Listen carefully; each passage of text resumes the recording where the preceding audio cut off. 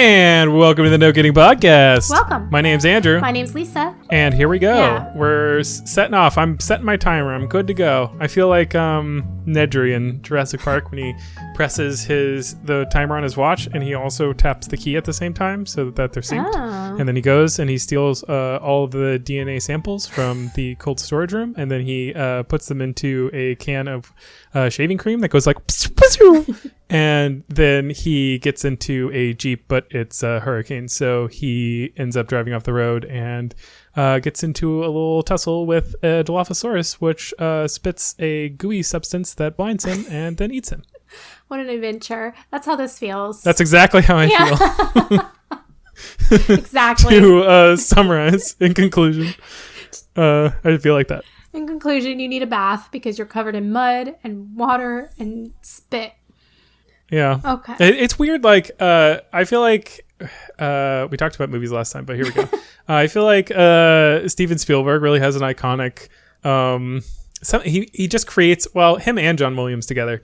So that was quite apparent. Yes. He just creates moments that are like so memorable in a lot of his movies. Like just like the sound, the specific sound of Nedry being like right before he gets eaten, like the scream that he does, like that. Ah, ah! Yeah. Like I can hear that in my sleep. Like it's like such an iconic sound. Yeah. And like so many of the like just the lines and stuff from his movies. It's impressive how he is the best. How good that is. You know, I think Jurassic Park was at one point nominated for an Oscar, which seems crazy in today's day and age because I don't know if you've seen like more recent Oscar nominations, but they're nothing like Jurassic Park. Yeah, and I bet they're nothing anybody's going to care about in 20 years. Yeah, right. So it's just interesting. I mean, the fact that like everybody's seen it and loves that movie, and I mean, I'm obviously being a little hyperbole here,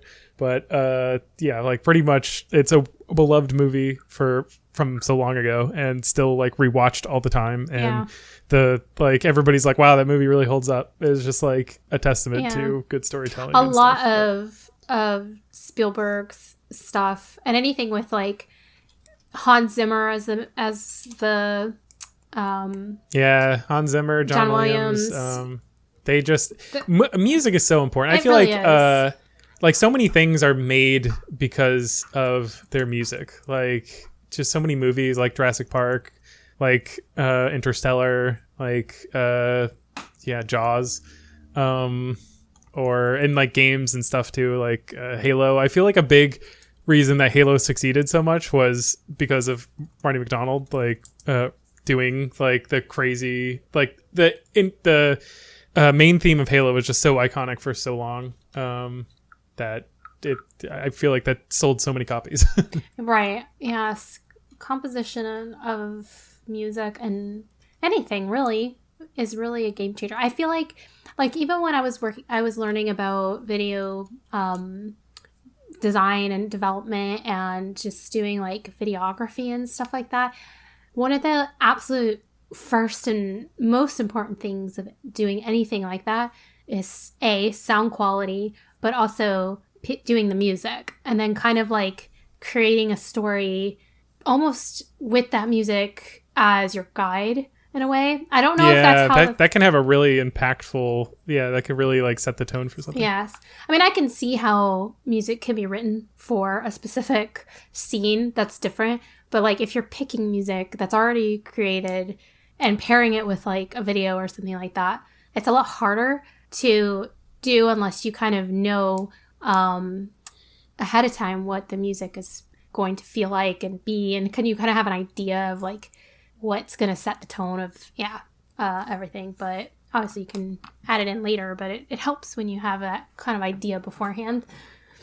Yeah, I mean, I think a lot of the composers and stuff it'll be kind of a back and forth. Like they'll shoot like a lot of the scene like from and like a cinematography standpoint, and they'll bring in the composer, and then based on their music they'll often like tailor and like make it fit to the song and stuff, and like kind of go with the score. So yeah, a little better. So I think it kind of is like a tit for tat. Especially, I mean, like if you're making your own videos, obviously you don't have an orchestra.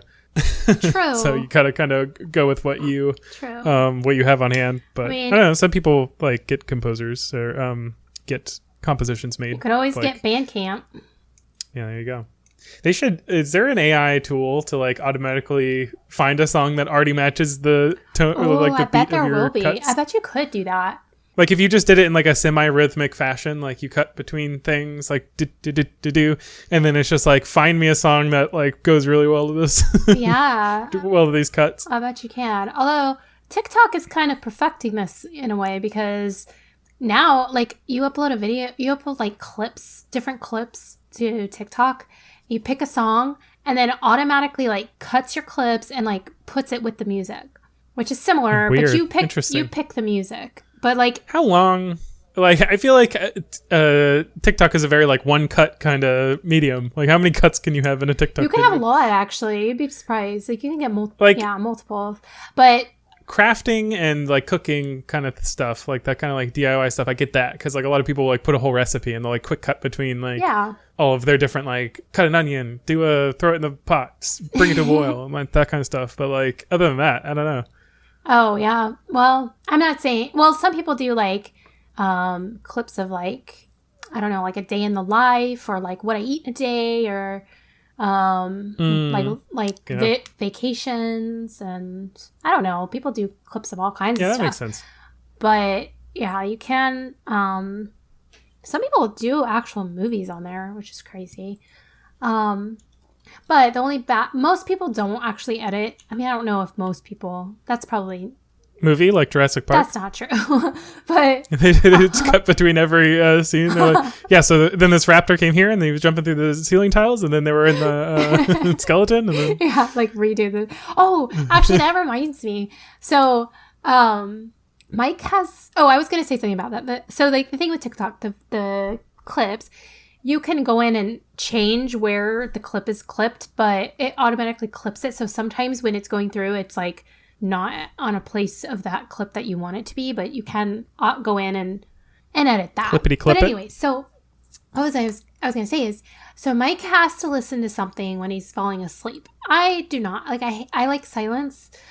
So what a pair. Yeah, that's why we have separate rooms. So we sleep in separate rooms, guys. I mean, this is controversial.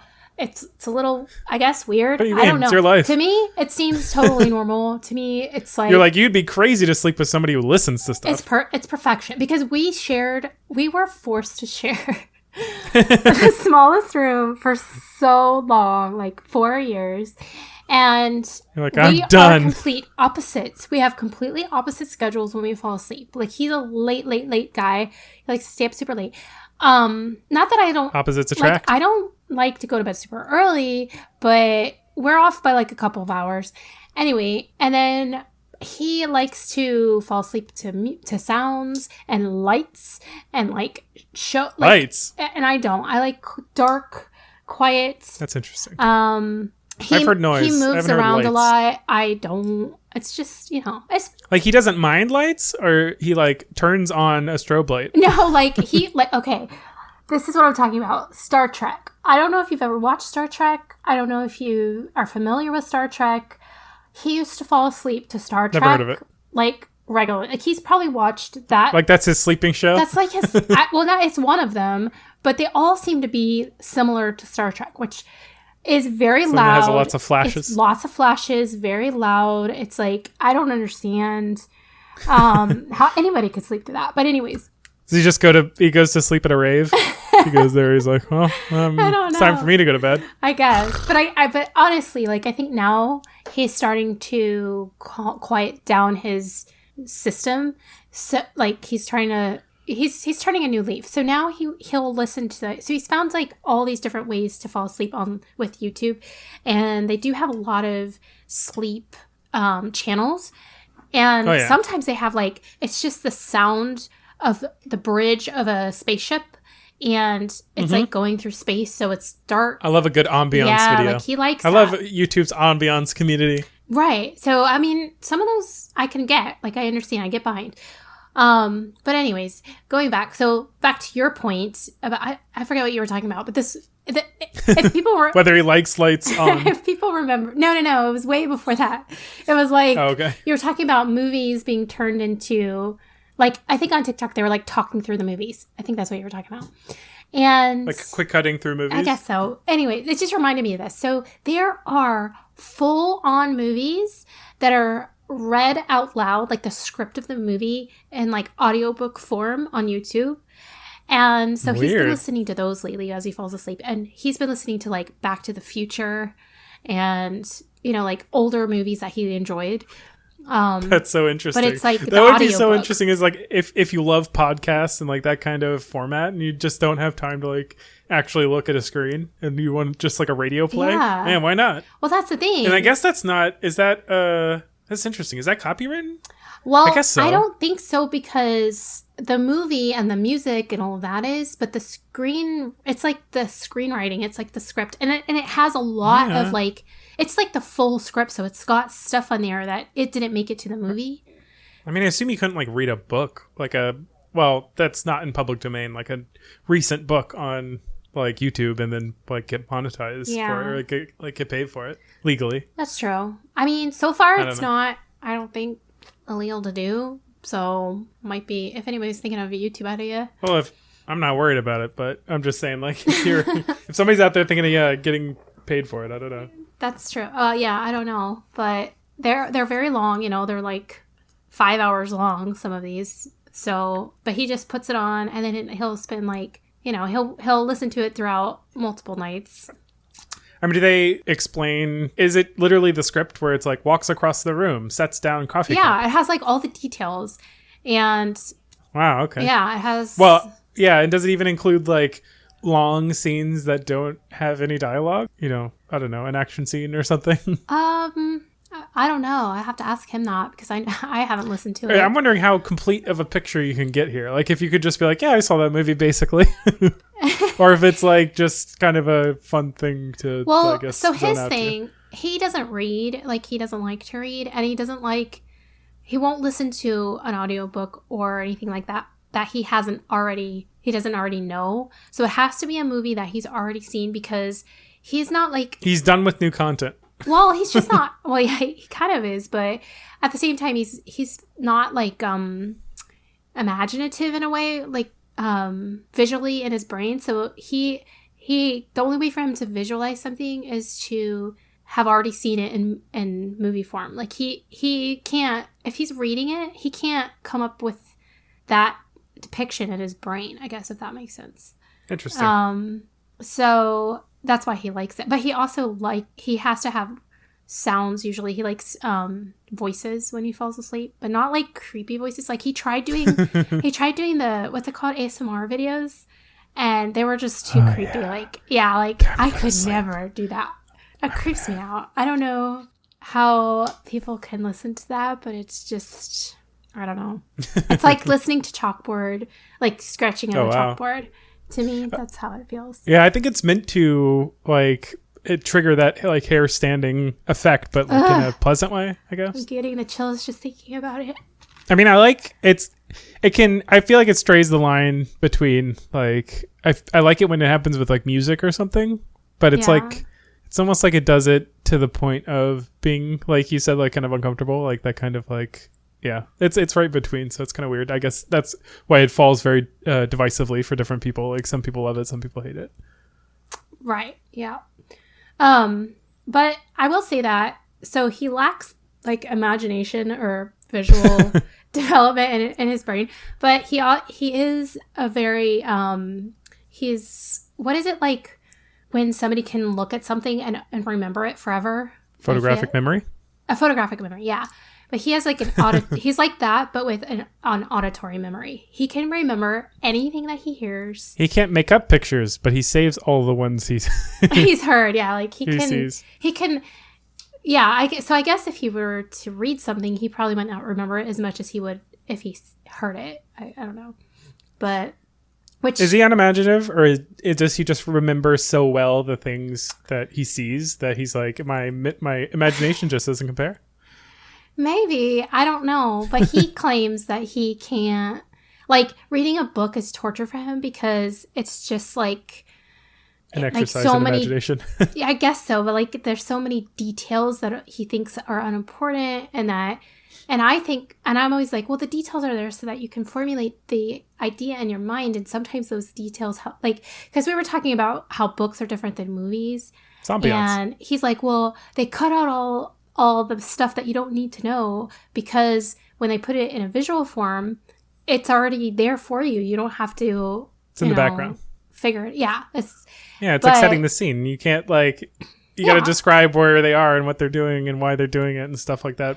Right. Even if it's like, it seems unimportant, but it's like, you couldn't tell a movie about somebody without like showing them in a like setting, you know? Right. And he just thinks that's BS. He's like, I don't see the point in that as a book. Like just have a movie about it so that you don't have to write all that stuff. But in my opinion, like for books, like I'm not a nerd where I'm like, books are better than movies. Yeah, you are. You're a nerd. No, there's definitely a lot to be said about movies. Like I love movies, but I think the thing about books is for people who are super imaginative, or like they can they're reading a story and they get an idea of who this person is, or they do like think about it in their head, and they create these characters in their mind and all of that, so that when it does become a movie, that's when it becomes difficult, because whoever made the movie already have an image, is going to have a different interpretation of the book, what the book was saying, than you are. And so it clashes. But I know that, so I can look past that and still enjoy the movie, whereas a lot of people can't. They're the book was better. Yeah, exactly. So anyway. Book was better because you made it up. You made up half of it exactly the way you wanted to see it. Yeah. But I think that's partly why he likes listening to stuff, like when he falls asleep, and he's just very auditorily, I don't know, gifted in a way that I am not. He can also hear things like a dog. I'm not even joking. Like anytime, I don't know, it's kind of weird, but like he'll say, oh, the neighbors just got home, or oh, there's a police officer that's on 2 streets down, not like with the siren, but like the actual car. And he'll say, oh, there's a delivery guy coming, or do you verify coming these down the things? street. Yeah, and I've looked it up on because we do have like cameras, but he's not looking at a camera. Like he can just tell the differences between different cars. I don't know. And he can tell, he just hears things all the time. I'm like, what are you talking about? And he's like, you don't hear that? And then I'll, like, for example, he'll hear things outside, and I'll have to go outside. And once I'm outside, I hear it, but I don't hear it from where I am in the house. But he can. I don't know. It's amazing. Crazy. Yeah, it's pretty crazy. But also, I'm just going on about him, but he recently he played the saxophone in high school and college. Like he played on the college football team, band or whatever. And so he hasn't played it in a while, but he recently got a digital sax for his birthday. And he hasn't played it in. I can't even imagine what that looks like. Trying to imagine like the difference between an acoustic and an electric guitar, but for saxophone. Right. It's basically like a regular saxophone, except it's plastic instead of brass, and the sound, you can control the different sounds, and you can upload what you play to your computer. And what else can you do? You can play it with headphones on, so you don't, like, the rest of the house doesn't have to hear it. Yeah. But it does kind of just look like a regular saxophone, except he got the one that doesn't have the rounded part. It's because that part doesn't matter on it. For me to help with that. Oh, try searching. Siri, it's not your Siri turn. wants in on the podcast. Our first guest. Yeah. But anyway, so what was funny was that he picked it up, and he hasn't played it in like a long time, like 15 or 20 years or something crazy. And he just picked it up and was like, he could play it like he was playing it yesterday, you know, kind of thing. Oh, like a bike. It's like riding a bike, yeah. Just like picked it up. I guess if you do it for long enough. Yeah, I mean, like, there are some songs where he said he was kind of rusty, just like his fingers weren't as, you know, like his fingers needed a little bit more. It's not mobility, trained. I guess. Like he hasn't moved them the same way. But overall, he was pretty impressed himself that he remembered things. And then, like, the day he bought it, he already learned a new song. Like, he already learned a brand new song that he never even played before just by hearing the song. Like, he didn't read the music or anything. He just, like, played it by ear. So that's what I mean. Like, he's just... he has an ear for things.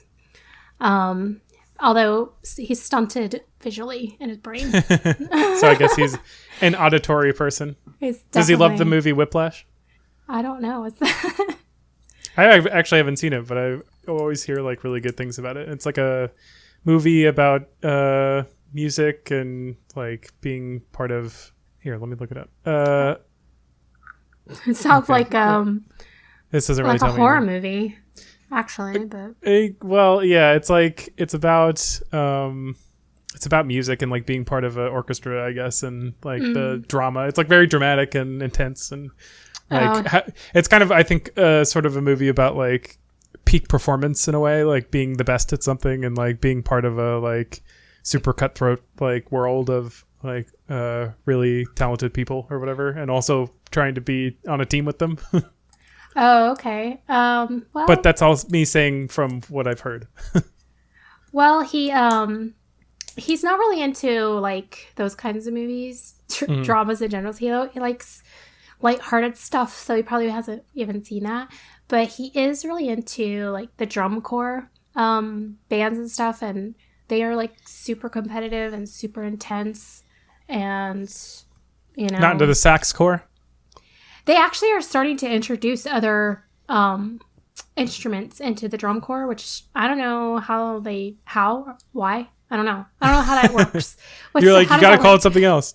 Yeah. I mean, it's called DCI, and I think DCI is the official name for it. Like Drum Corps International, DCI. I have no idea what you're talking about. I think that's what it's called. You're from another world. But it has lots of different cores within that, and they are starting to implement, because we watched some of the competitions and there was definitely other instruments involved. So, and he was kind of saying that was new. It didn't used to be that way. It used to just be drums. So, well, the name would imply.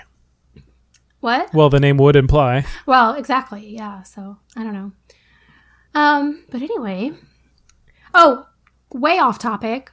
Before we started podcasting, I was looking up how to lengthen your hamstrings, because my hamstrings, they've just like always been super tight, and not like always, but for most of the time.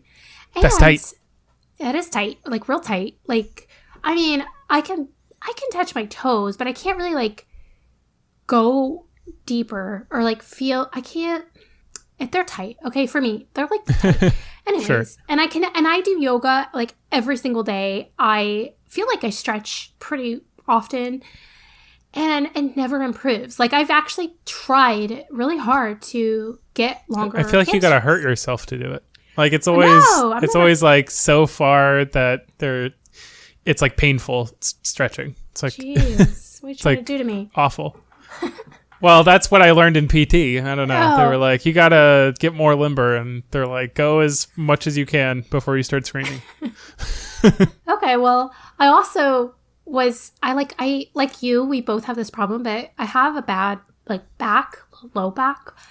And it's been hurting a lot more lately. But it really only hurts in the morning. And just stop having a morning.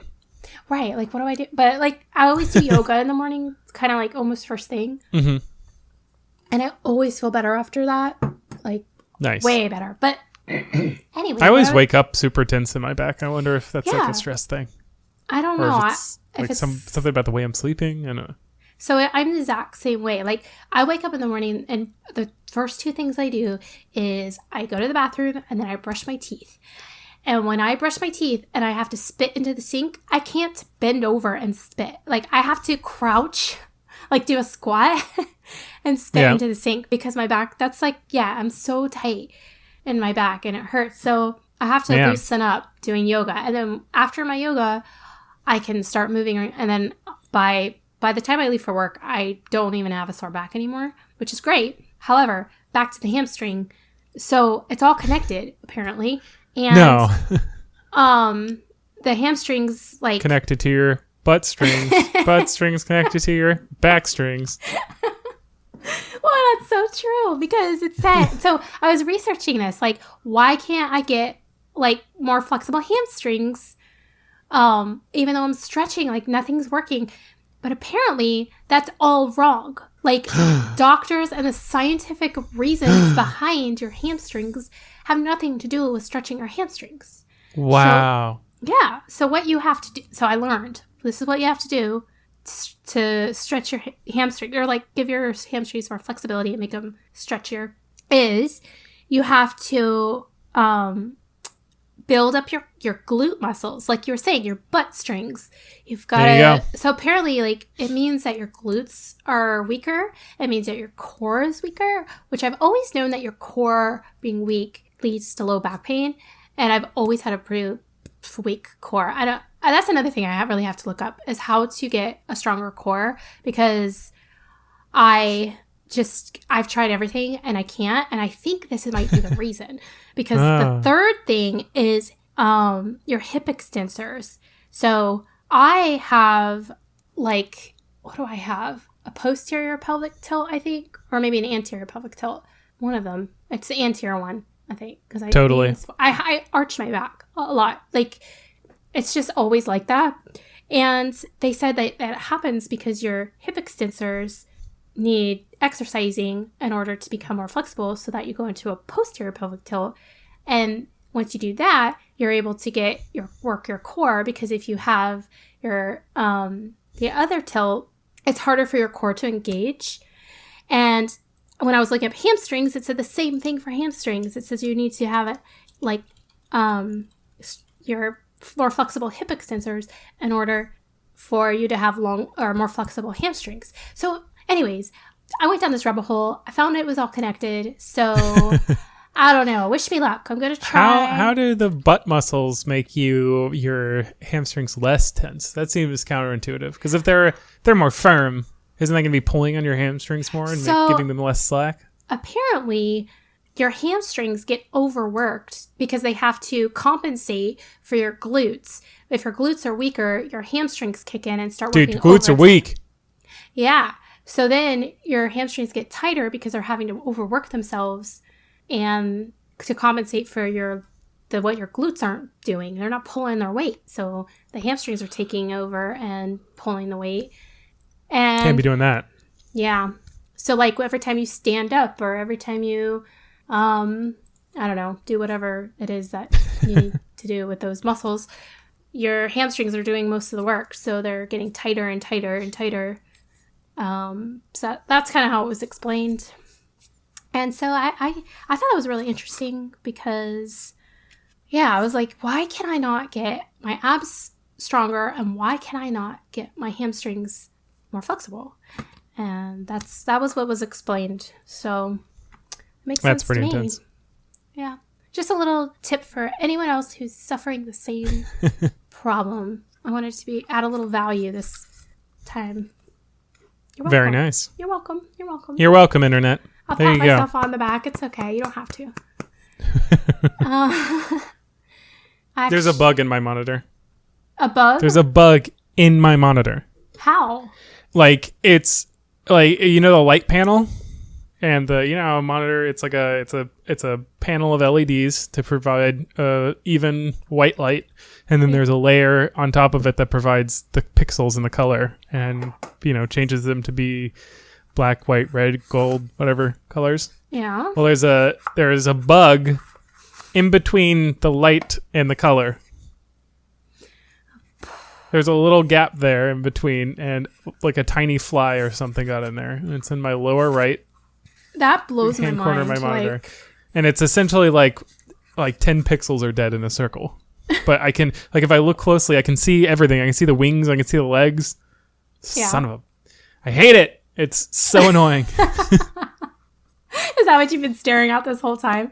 Yep. You were sitting there talking about your hamstrings, and I was just bawling up into a rage. You're so mad. I tried getting compressed air and everything, like trying to those little cans of like compressed air, and then they come with like a little straw, like nozzle you put on the end, like WD-40 or whatever to like grease a wheel. But I got the that on there, and I like snaked it down into the like little vent holes in my monitor and like blew it around. And one time it budged, it dropped like an inch. Oh. And I've used like 2 cans since then, and it hasn't even so much as fluttered a wing. 2 cans. Eventually, it's gonna die. Is it already dead? Oh, it's dead. Yeah. Okay. And when I looked it up, I loved it. I was like, how to get a bug out of my monitor. Has that happened to anybody before? Yeah. So it comes up and it's like put something like sweet like sugar water outside or a brighter light. I'm like, it's dead. It's dead. It's not gonna come out for the sugar water. What about a vacuum? A vacuum. Well, that would move less air, I assume, than a compressed air can. Yeah, but you'd be sucking it out rather than pushing it in. Well, yeah, but it's not even the air movement of that high pressure air isn't even enough to move it. So I don't know how a vacuum would work. Yeah. Well, yeah. Big L on that one. Luck with that. If anybody has any suggestions, let him know before he. It's a 1080 or it's a 144 hertz ultra wide curved gaming monitor. So not cheap. Wow, he's really flexing his stuff here. it's part of the pain. I know. You're is like, that hey. It's a nice thing that is now not nice. That's funny. Man, that sucks. How long has it been there? Oh, at this point, like 2 weeks.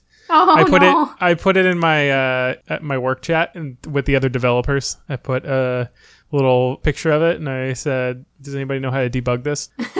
I got one chuckle, and somebody else that was like, "Could you take a screenshot of it?" Because obviously it wouldn't show up. Well, that's funny. Anyways, a little developer humor for you. That is funny. Maybe you're going to have to undo your monitor. Can you do that? Well, I mean, it's theoretically possible. I would probably end up breaking it. It's a pretty delicate panel, but I don't know. Maybe I can just get the like bezel off so I can get like the air can in a better position. I don't know. Maybe you can just name him and accept that your partner's in crime now. That's Rudy. He hangs out. He keeps me company. This dead bug. Yeah, this dead carcass, this skeleton of a bug. I wonder if it'll eventually like shrivel up enough that it'll fall, but I doubt maybe. Oh, that reminds me of exoskeletons. We watch sometimes Laurel and Hardy. Laurel. I don't know if you know who they are, but aren't laurels the little like things that look like wheat on either sides of awards? What? Or are they what you rest on? Oh, the laurels. I get it. I was like, not really what I had in mind. Go ahead. Ooh, but paintings come up when I look it up. Nice. Safe search. Oh, yeah. What's the laurels? But anyways, go on. It's a shrub. Not trying to throw you off. No. It's good. You're a shrub. You're good at that. But what does it mean when he says resting on your laurels? That's like a phrase, right? That's, yeah. Like, why is it your shrub? Do you take a load off and sit on your shrub? Yeah, that's weird. To be satisfied with past success and do nothing to achieve further success. It's always put in a negative connotation, but it sounds like exactly the kind of thing I like. It's because in ancient Greek and Roman traditions, victorious Olympians or generals wore crowns made of laurel wreaths as a symbol of victory, success, and status. So they're just like, I got my laurels. Yeah, I'm good. I don't need to do anything else. Yeah. Oh, nice. That's interesting. See, we never would have known that if you didn't rudely interrupt me. Moving on. Laurel and Hardy. They're like the original comedy duo, Yeah. They're like from the 1920s. Abbott and Costello. They were like the pioneers of speaking movies. Like before them, they basically only had like silent movies. Wow. Yeah. Nice. But anyways, they were a comedy duo and they're really funny. So you should look them up on YouTube and watch a couple of their videos and then you'll get hooked and then you want to watch them all. But moving on. So there's one video where, it's kind of like the original Dumb and Dumber. They're both like very dumb and they basically get into these weird situations. The Two Stooges. Kind of like that. Yeah.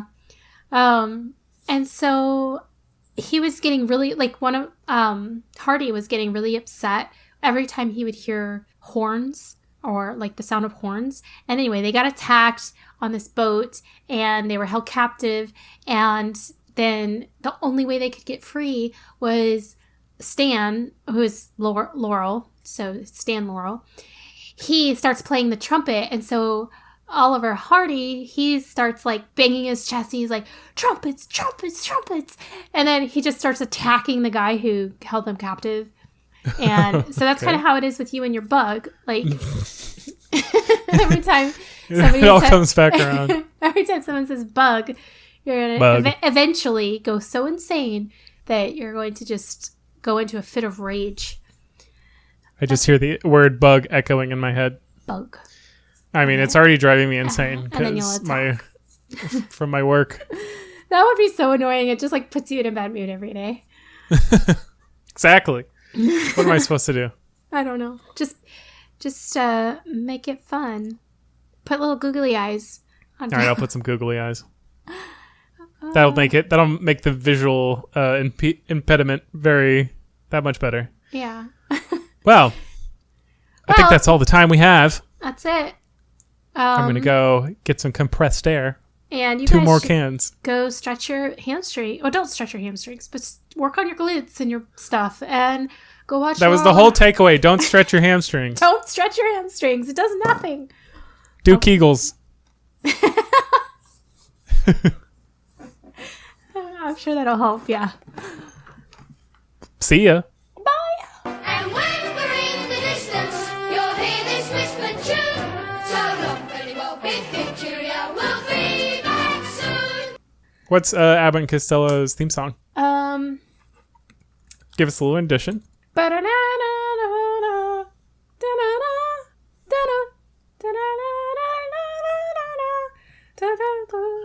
Sounds jazzy. I don't know if that was even close. Mike would have got it, but how can it not be close? You were listening to it. I was trying to sing it while I was listening to it, and maybe that was that's tough. Yeah, that's true. That could be rough. That was not Laurel and Hardy though. That was Abbott and Costello. Oh yeah, sorry. I was asking about Laurel and Hardy. Go on. Oh, you want their theme song? Yeah, that's what I was after. Oh, I got turned around here. Theirs is a lot easier. Go ahead. Hold on. It goes.